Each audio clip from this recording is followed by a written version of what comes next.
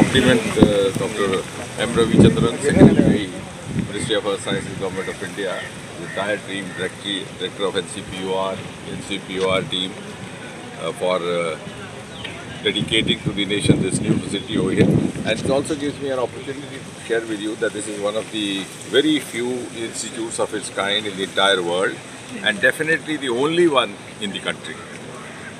And considering the kind of emphasis that Prime Minister Narendra Modi is now giving to the blue economy, and it was he who not once but on two consecutive occasions from the ramparts of the Red Fort in his Independence Day address mentioned Deep Ocean Mission, which in other words is an indication of the fact that when India's economy grows further, now that from the fragile 5, we are 5, now we'll be 3 soon, and then we rise to the top by 2047 as Viksit Bharat, as most of us envisage. These are the sectors which are going to add value to our economy. We have a huge coastal area, more than 1,000 kilometers long, one of the longest in the world, 11,000 to be precise.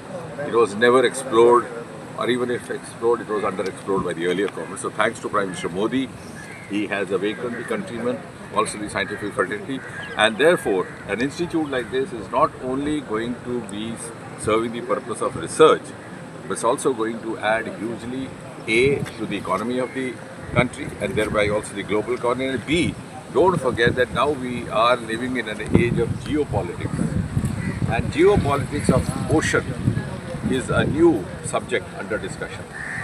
And as we move on, this is going to seize the thought process of many of the countrymen, also people across the world.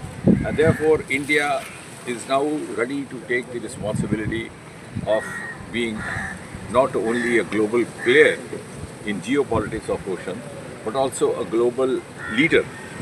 And may I also mention a global guardian, for the very reason that the information obtained from here, the analysis obtained from here, will help in disaster preparedness, also address the climate concerns of future, also study the weather patterns, not only confined to the shores of India but the entire world. So I think in a single sentence, this is an institute which is going to become a medium of India emerging as a global player in ocean science and thereby also in the geopolitics of oceans. Science Live you have visit on it is India's first.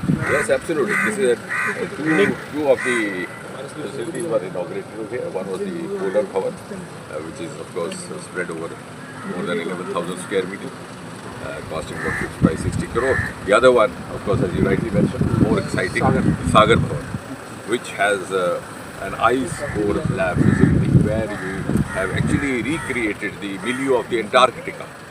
We just now had the experience of visiting a part of it, so that we would be able to not only do research for ourselves, in fact we will be helping other fraternities also. Like for example, now in life sciences we are dwelling into the mysteries of genes.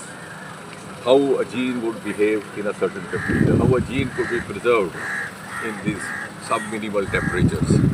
Similarly, we are also now into the mutagenesis of plants. So there also. Similarly, also in the chemicals, how it would behave.